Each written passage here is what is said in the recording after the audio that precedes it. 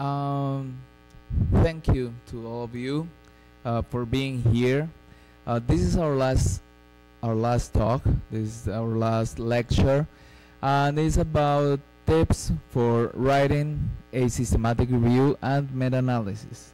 I really appreciate the opportunity for being here, sharing a time with some colleagues, some friends, and I really hope you've liked this course, this workshop.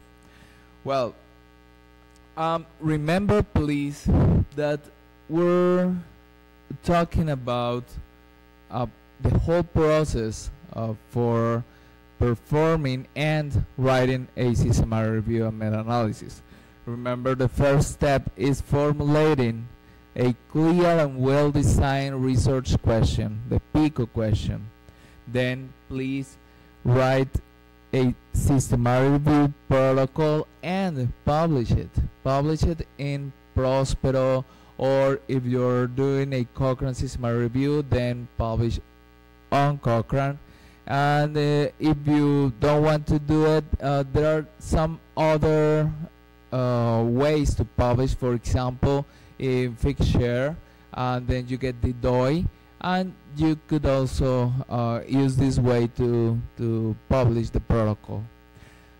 Then perform the literature search, the abstract screening, the full text screening, and after all, please do the data extraction from the included studies, and of course perform the risk of bias assessment.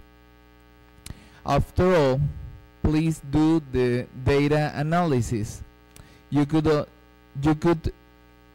describe the whole information in a narrative or as a qualitative synthesis, or perform the meta-analysis, the quantitative synthesis, if you have the right data to perform the analysis. Then please assess the quality of evidence, since it's one way to express the readers how high or how important is the quality of the evidence you've gathered, in order for them to analyze and make choices, make decisions on their patients. And of course, the last step, but not less important, is publish your systematic review. Remember, everything needs to be published.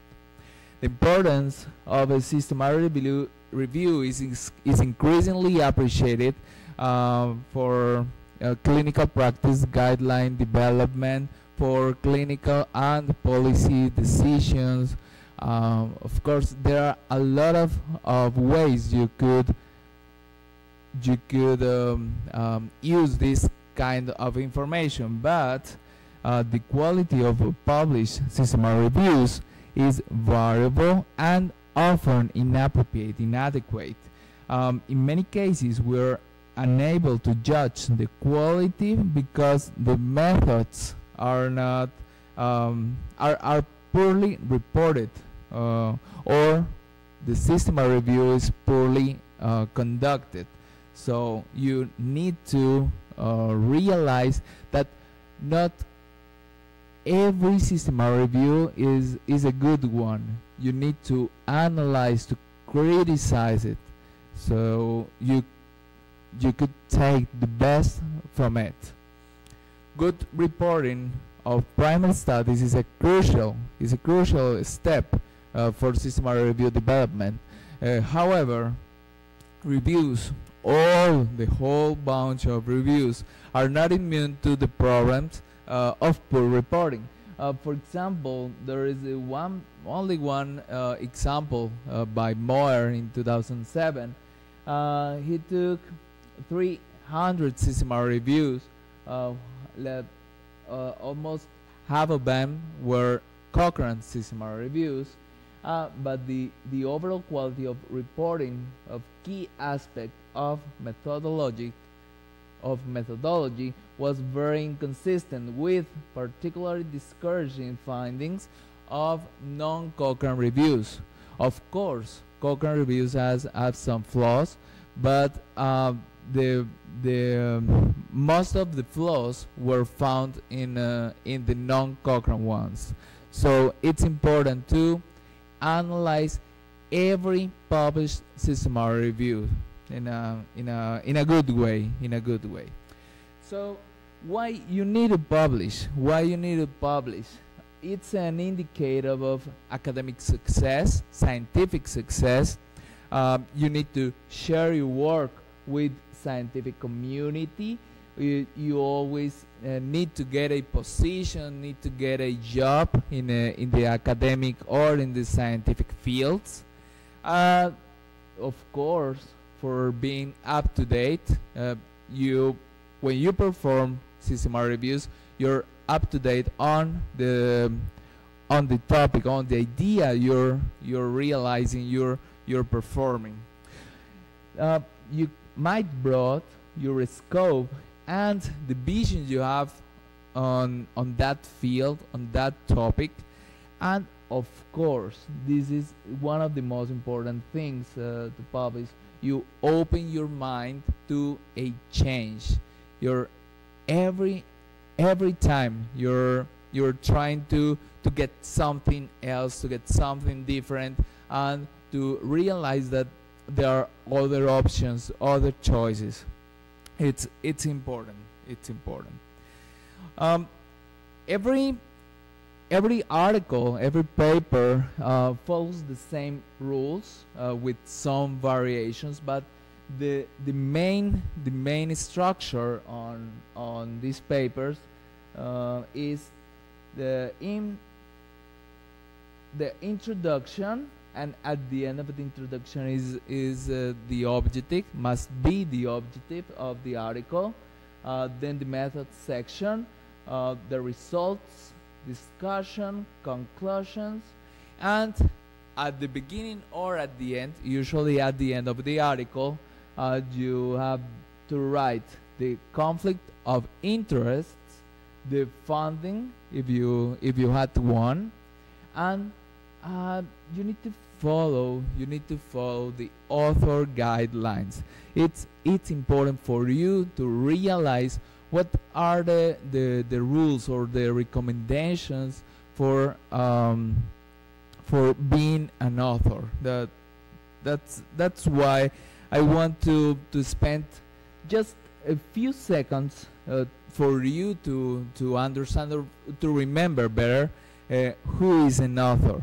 These are the suggestions or the suggestions, the recommendations by ICMJE, and they follow or it's based on 4 criteria. The first one is substantial contributions to the conception or design of the work, or the acquisition, analysis, or interpretation of data for the work, and drafting the work or revising it critically for important intellectual content, and final approval of the version to be published, and agreement to be accountable for all aspects of the work, is ensuring that questions related to the accuracy or integrity of any part of the work are appropriately investigated and resolved. Then, based on these criteria, you need to follow all of them. It's a suggestion, and of course we all try to do this. It's important for you to remember. The structure is similar for all the papers, but in writing a systematic review, you need to follow the PRISMA statement. This is preferred reporting items for systematic reviews and meta-analysis. It has a lot of items, a checklist, but you need to follow these guidelines. It's important for you in order to have your paper published. And of course, you have these web page. You might go there, download all the statement and the checklist for you to understand everything we're discussing or describing here. We're gonna read only the important things about the Prisma statement or the Prisma checklist. I'm going to show you a few examples of some of the works I've done and have been published in international journals. The first and perhaps one of the most important issues in the Prisma statement is the title. You have to identify the report as systematic review, meta-analysis, or both. And remember, right now we're performing network meta-analysis, so you need to state in the title that you're doing or that you've done a network meta-analysis, a systematic review, and a network meta-analysis.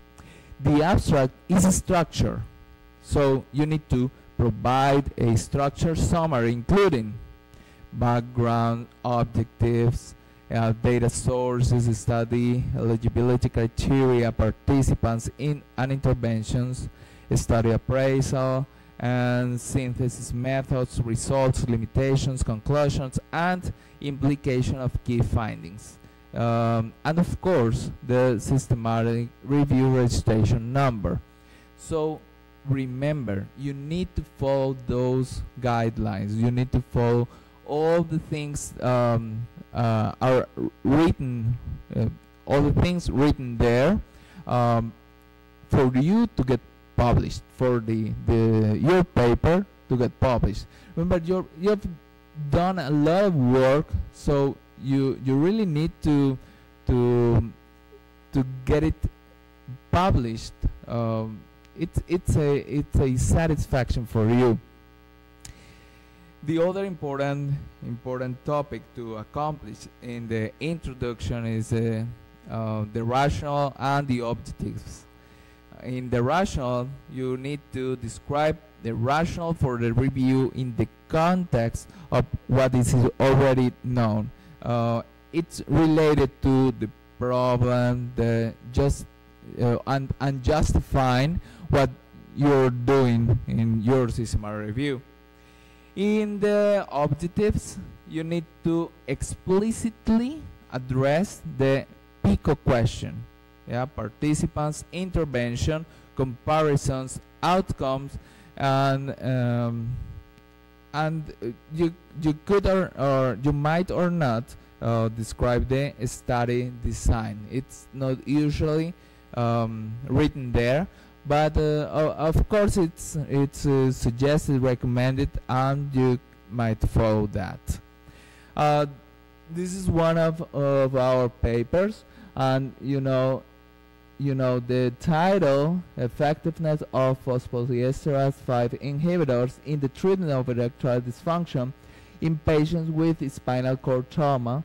And you see here the explicitly statement of systematic review and meta-analysis. Yes, this one was published in Urologia Internationalis in 2014.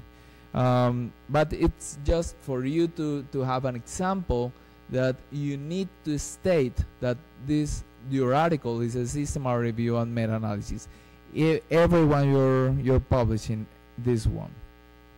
This is not for you to read it, of course, or I think you can't read it, but it's only for you to understand that the abstract is structured, and it has the objective according to the PICO question, the objective, the purpose of the article, the study design, the methods section, of course in short, the results, and the conclusion.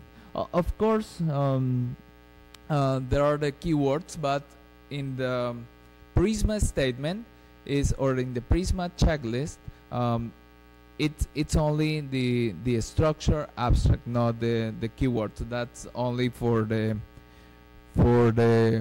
journal recommendations. So you have to follow that. Remember, the introduction needs to be not too long, not too long, but expressing or initiating with the controversy on the topic you have decided to discuss or to work on. The problem. What's the problem? And then justify what you're doing or what you have done right now. And at the end, you need to put explicitly the purpose of the article. This meta-analysis aims to compare the incidence of adverse events between active and placebo arms of randomized clinical trials in depressive, and of course everything is written there. Yes, you need to follow the rules. It's important for you. This is not for increasing the quality of your work. It's increasing the quality of the reporting, of the report. You need to report adequately your papers. And remember what we said before. You need to go to the Equator Network. There are some guidelines, and the guideline for systematic reviews is Prisma. Prisma is the guideline for this one. Then we're heading for the method section. We have the protocol and registration, eligibility criteria, information sources, search, study selection, data collection process, and data items. And regarding the protocol and registration, you need to register your protocol, and please state the web address or the registration number. Regarding the eligibility criteria, you need to specify the study characteristics, the PICUS question, the length of follow-up, and report characteristics. For example, years considered, language, publication status if applicable, and those used as criteria for eligibility. And of course, you need to give the rationale for that kind of inclusion criteria. Regarding the information sources, you need to describe the whole information sources, databases, the dates, if you contacted the authors for those studies, or to identify additional studies, and the date of last search. If it's right nowadays, or please state the date. Please state the date. August 35, 2017. But please do not leave it just alone. The search, you need to describe the whole search strategy for each database you've searched. It says that for at least one database, and included any limits you've used. But remember, this is for other people to try to simulate or to repeat the searches. It's important. I suggest, I really encourage you to describe all the search strategies you have performed. It's really important, and it's more transparent for other people.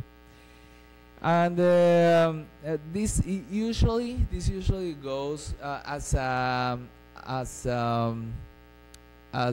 appendix, as a supplementary a file, but it's important for you to describe this, not just saying we looked for this and this and the other word. It's not enough. It's not enough, since remember, it's for other people to try to repeat the searches.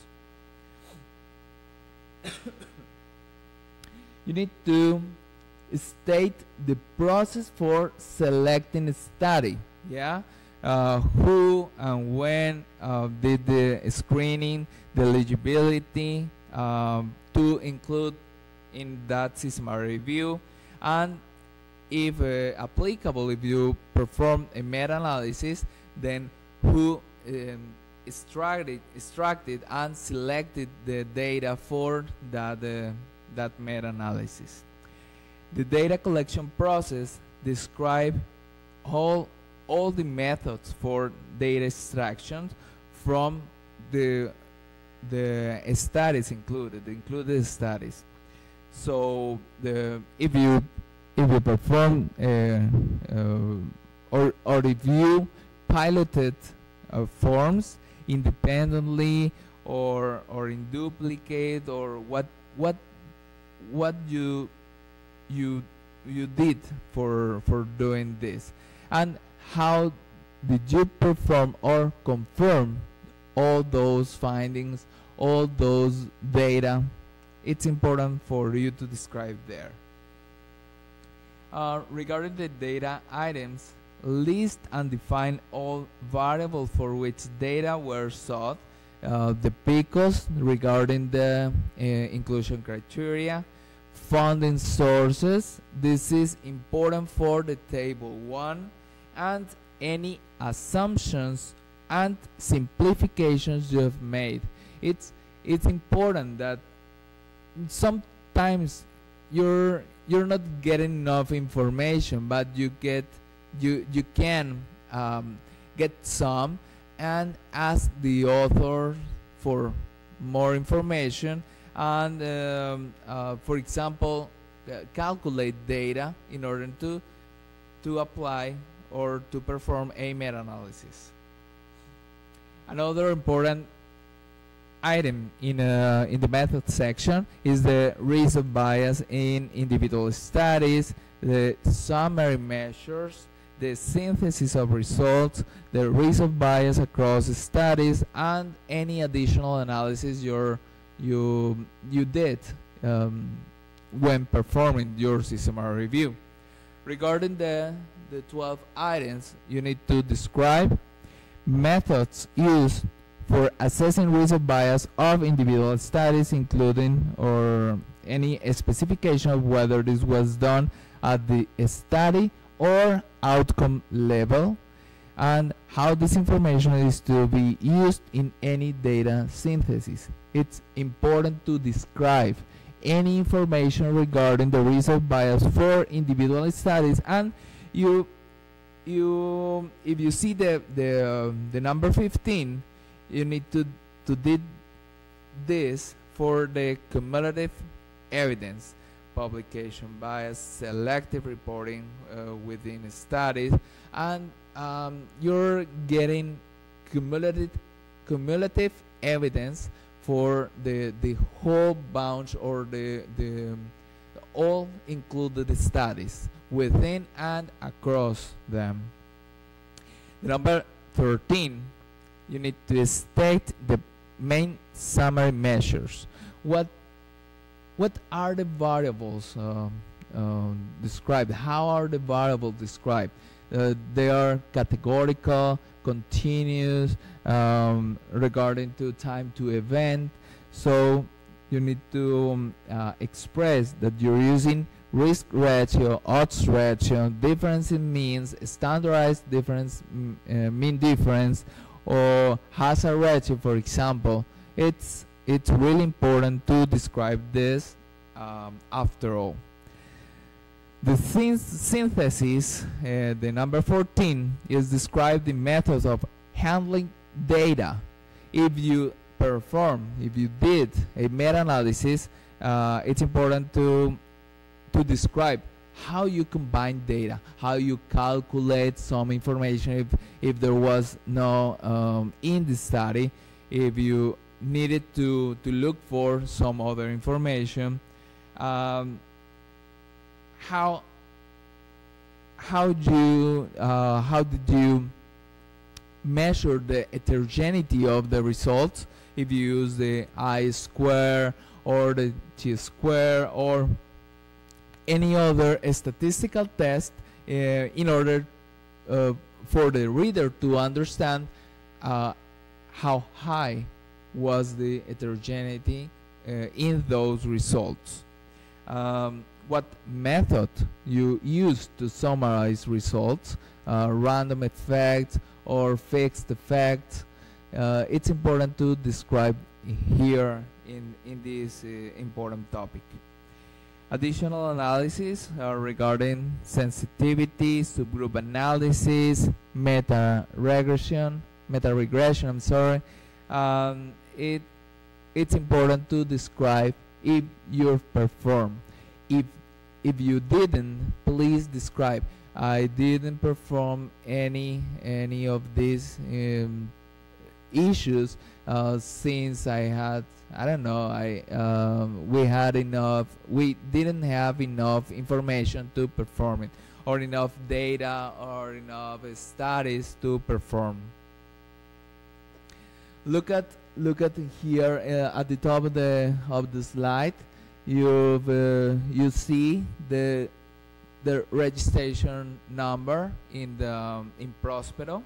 This is, as I told you, one of our published papers, and we described all the selection criteria, how were the studies, parallel randomized clinical trials performed between any date and the other date, open, closed trials, and everything is described. No language restriction, yes.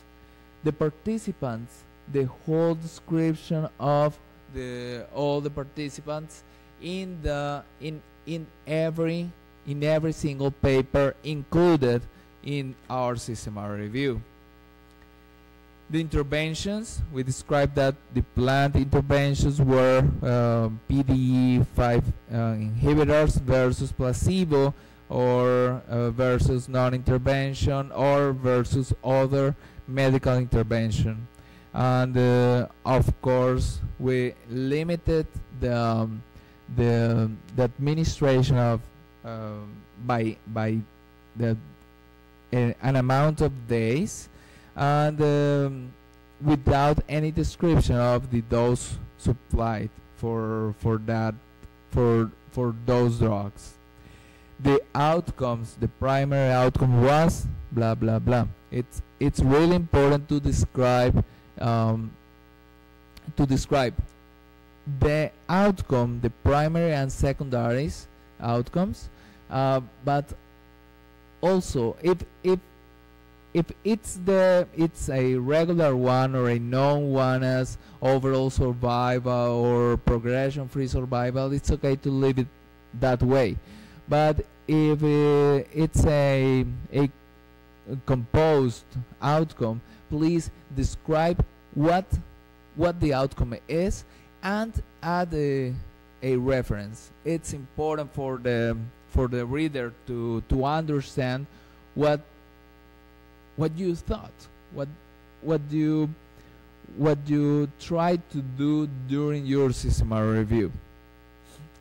Regarding the study selection, 2 investigators reviewed the titles and abstract independently and blinded to determine the potential and every description for that section, exactly the same as in the data collection process. Relevant data were collected in duplicate by using a standardized data extraction sheet that contained the study design, participants, interventions, and comparators, and final outcome details. For example, down there you have information regarding the risk of bias within and across the studies by 2 different researchers, and using the, for example, in this case, the Cochrane collaboration risk of bias tool. Regarding the summary measures, we perform the analysis by Redman, Stata, if we need one of them. The risk ratio and risk difference were the effects measured for the primary and secondary outcomes with the corresponding 95% confidence interval. That it says also that we perform a random effect meta-analysis to assess heterogeneity, and we describe and adding a reference that how we were going to analyze or to interpret the heterogeneity. And of course we said that we didn't perform any meta-regression, and that we did sensitivity analysis. This is cut, but it's only an example regarding how to write a systematic review and meta-analysis based on Prisma. Remember, this is another one with my group. Most of the examples that I'm showing you right now were done by my research group UroGIF at Universidad del Valle, with some colleagues around the world also. I wanted you to know this. For example, regarding search methods, we search Medline, Embase, Central, Lilacs from inception to the date, exactly the date we search. And the search strategy is presented as supplementary appendix. Yeah, we also saturated information for other important articles, published and non-published. Remember, it's important for not having a publication bias.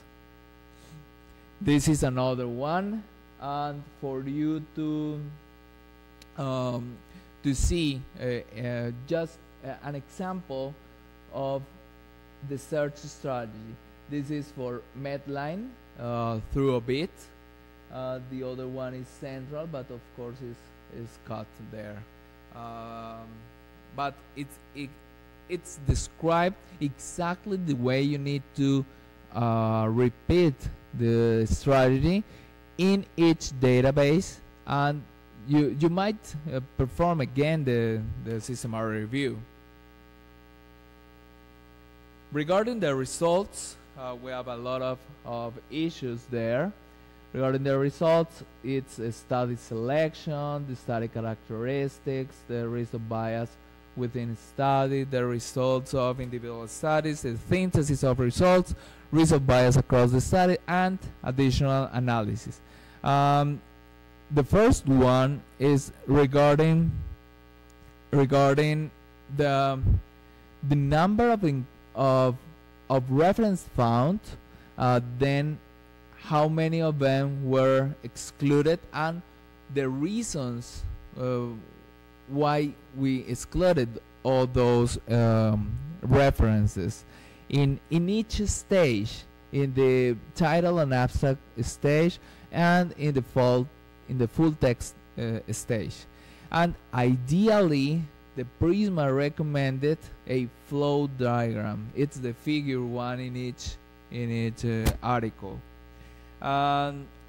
of course you need to present characteristics for which data were extracted, the study size, the picos, the follow-up period, and provide the citations for each included study. This is for each included study.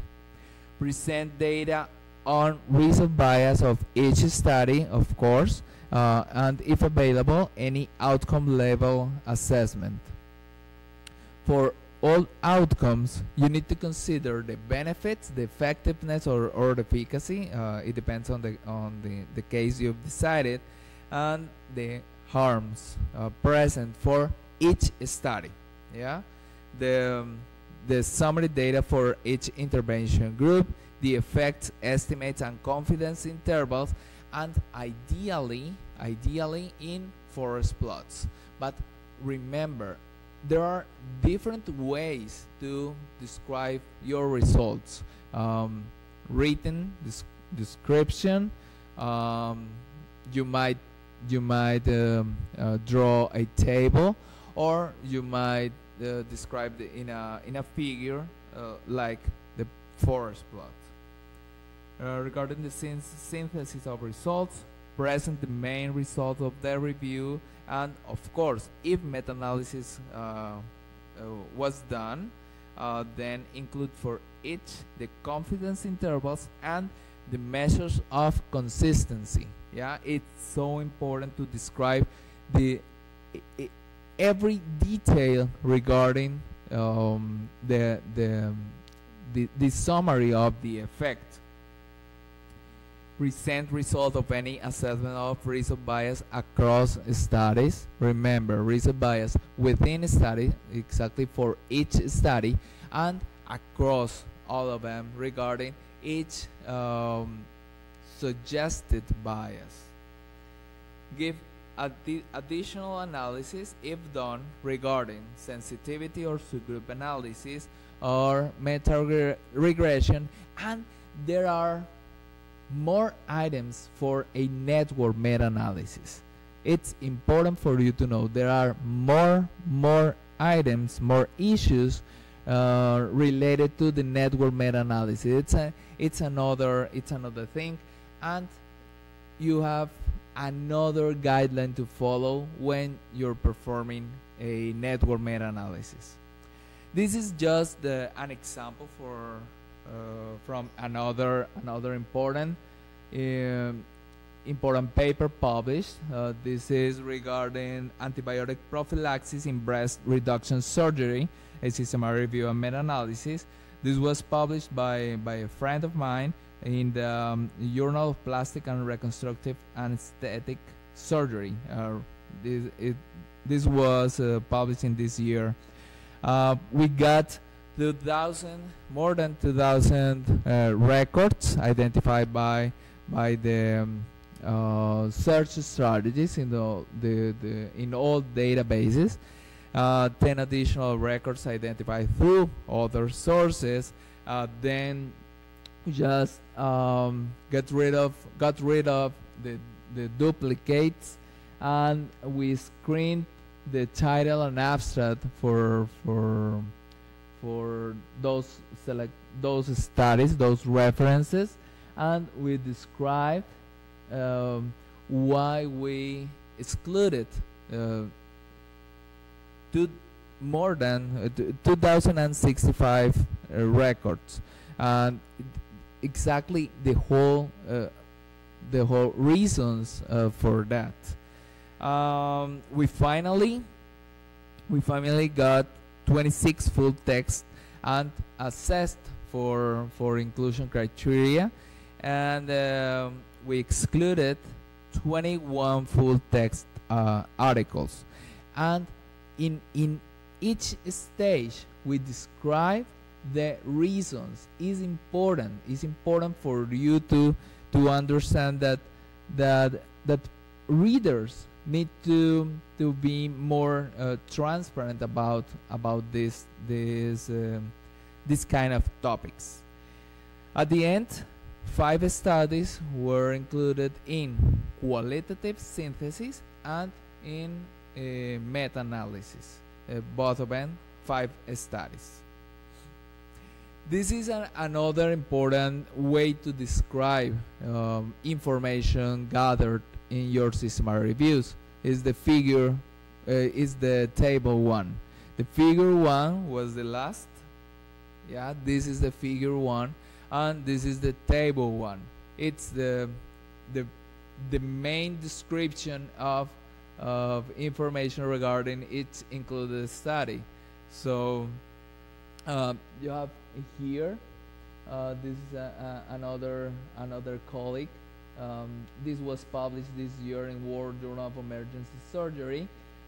Each study, the groups, the total number of randomized patients, the age, the country, the demographics, and of course most of them didn't have information regarding the demographic section.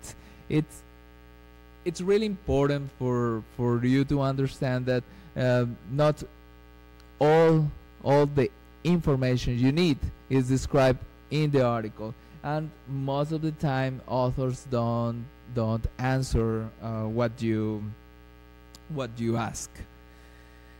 The other important figure for describe or to show in your paper is the risk of bias. Yes, the risk of bias within studies and across the studies. I really like doing this kind of graphics in Refman because I feel more comfortable trying to show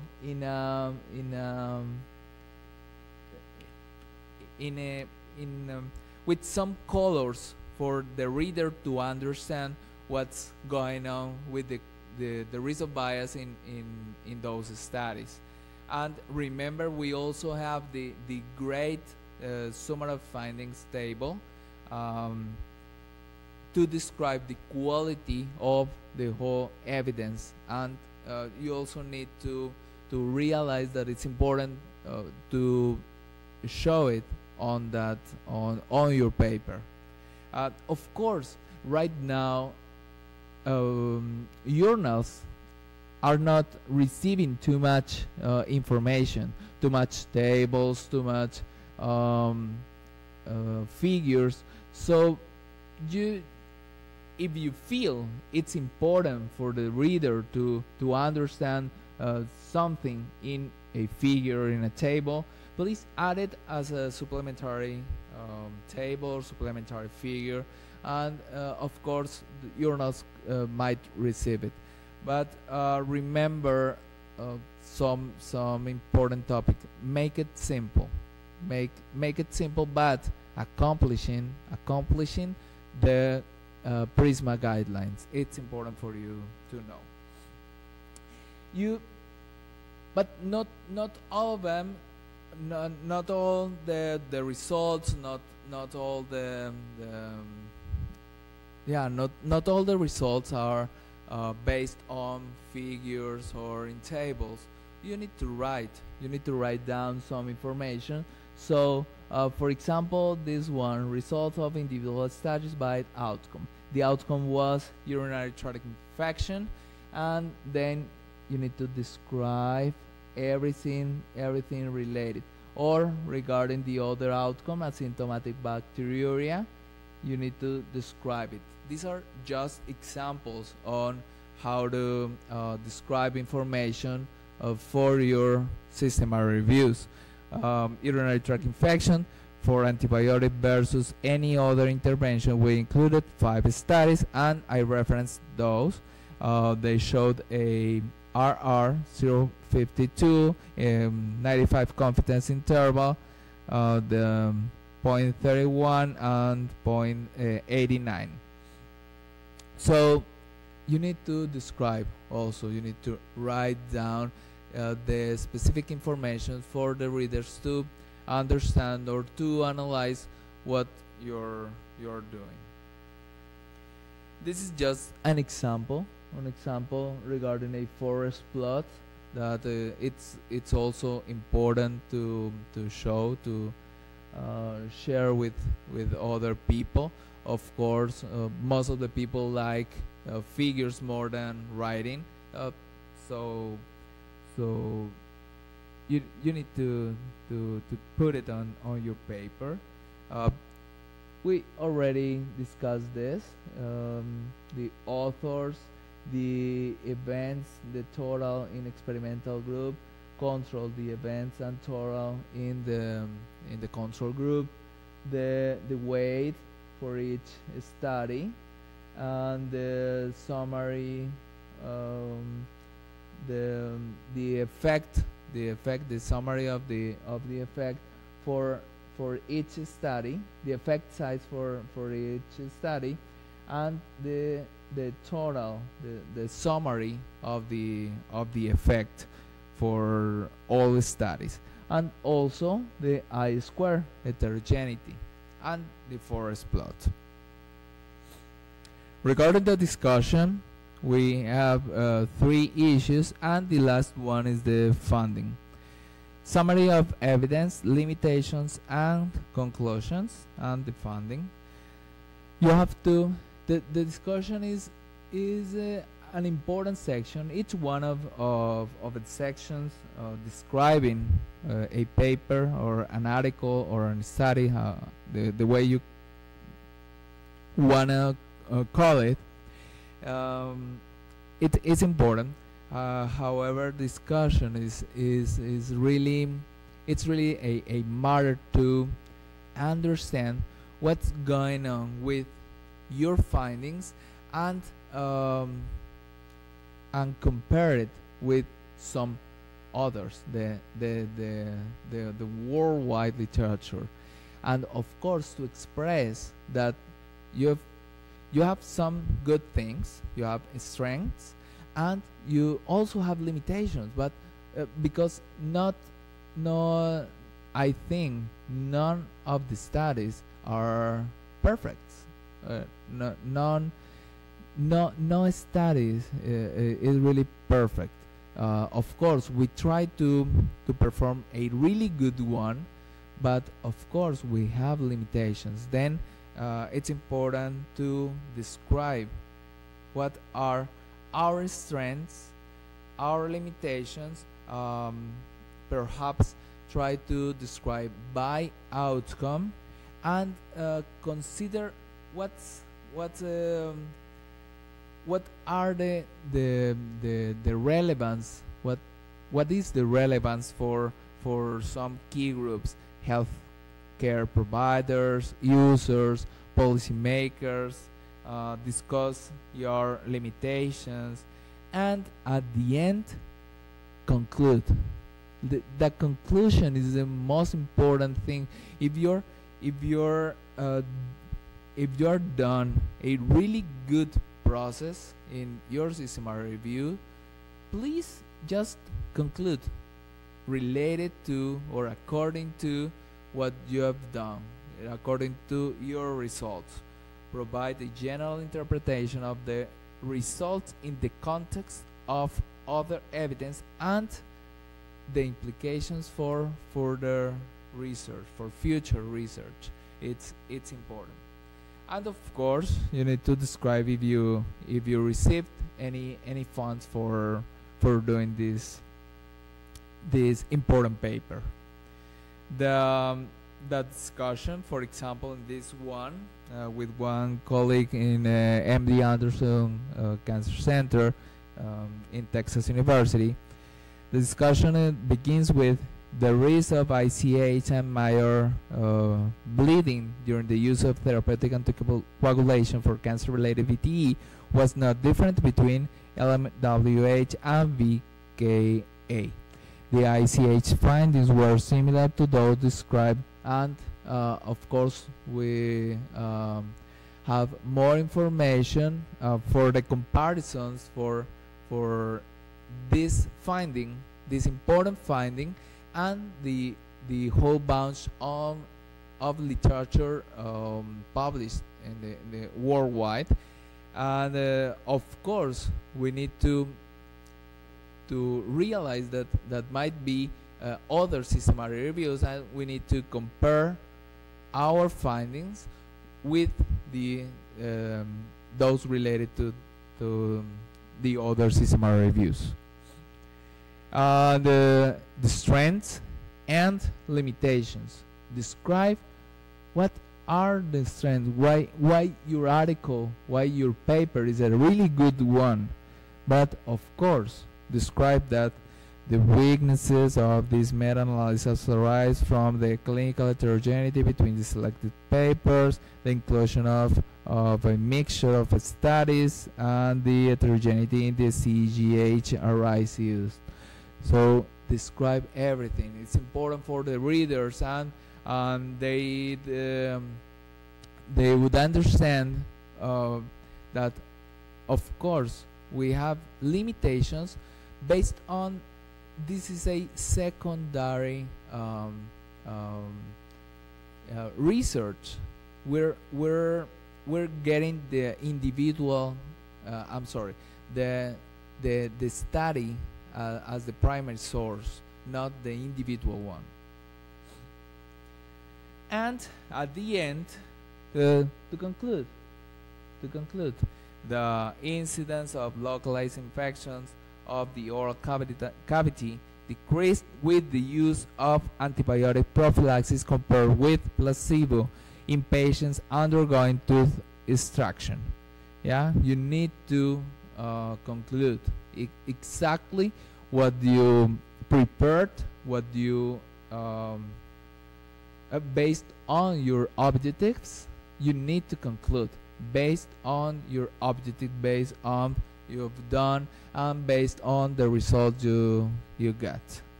Some common pitfalls. It's not stating a really good one pico question, using inappropriate statistical methods, not following guidelines. Try to describe what you've done based on your experience and not following the Prisma guidelines. Poor English or poor other non-native language. If your native language is Portuguese, for example, and you're trying to use German, of course you need a person who writes in German. But well, most of the time you're not very skilled writing in some other language, but it's important for you to get someone who does. Stating inappropriate conclusions is one of the most common pitfalls. Unfit journal. You need to have some time to realize, to read the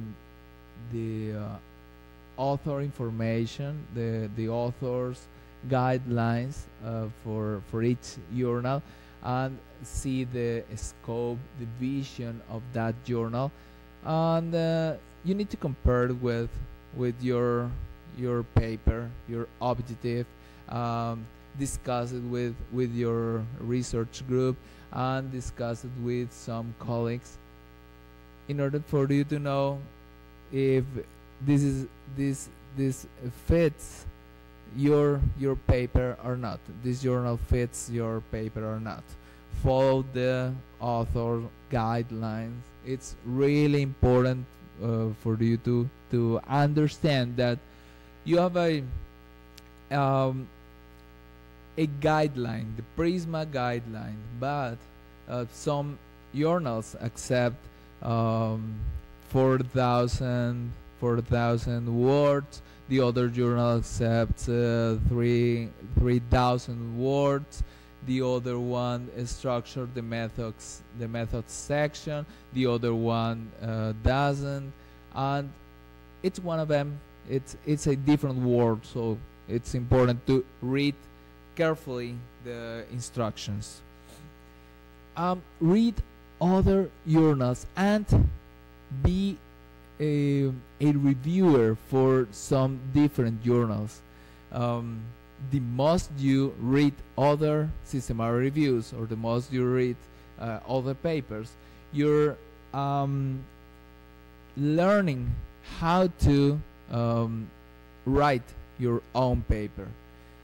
There are examples of good reporting, relevant data about how this information is reported presently, and there are some papers regarding how to avoid basic mistakes in systematic reviews, and you can find them on the internet. It's important. Please do not fabricate results. Do not perform plagiarism. Do not repeat publication. It's really common to find this, but it's scientific integrity. Please follow the rules, and it's something that comes from inside. Do not violate protocols. Do not collaborate with honorary or gift authorship. Remember the second or the third slide we talked about. Do not, well, you have to declare conflict of interest. Is important for you to describe what the last one, any kind of conflict of interest. You need to describe it, to declare it, for the people to know what you do. Edit your article. Some tips. It's using active voice instead of some phrase. For example, an increased appetite was manifested by the rats, and an increase in body weight was measured. Please write, the rats ate more and gained weight. For example, it's just an example. Use active voice. Use the first person, yeah. Instead of it is thought or the samples were analyzed, please write I think or we think, or I analyzed the samples or we analyzed the samples. It's the correct, the right way to do it. Avoid the to be verb. Usually as non-native speakers or non-native writers in English, we try to use the to be verb a lot, but please, instead of take into consideration, please write consider. There are a lot of important verbs to use in English and in some other languages, so use them. Use short sentences. In science, this is very common. It's important to use short sentences. Be concise and make it simple. Remember that. Make it simple. Less is better for publish a paper. Use grammar and spell check, but review yourself the whole document. Do not trust only on the word grammar checker. It's important. It commits mistakes. There are a lot of mistakes based on that kind of technological assessment. Please, you review the whole document. Read every detail of your paper. Try to avoid unnecessary commas or points. And this is very, very important. Whenever you think your paper is ready, please, your paper is not ready. Remember that. Send it, then you have to send it to a colleague, not your best friend, not also a person that hates you, but a colleague. And every time you can, please use style correction.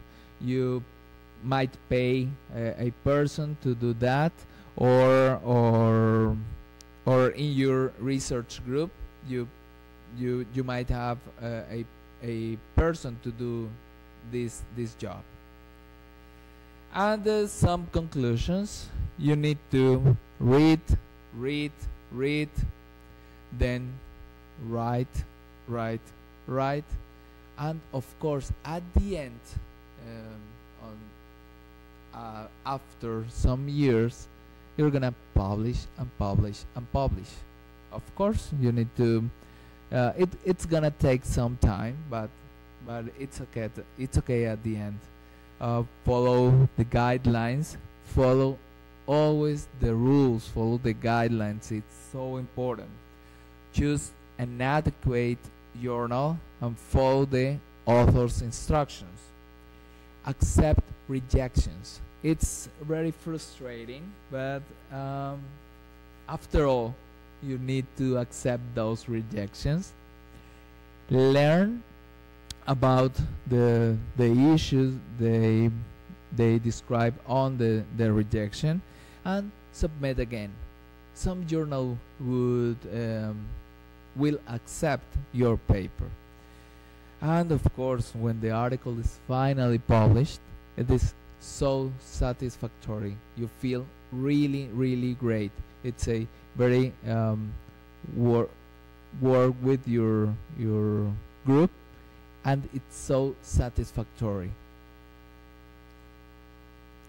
After all your problems, your paper will be accepted. And of course, you need to follow the rules.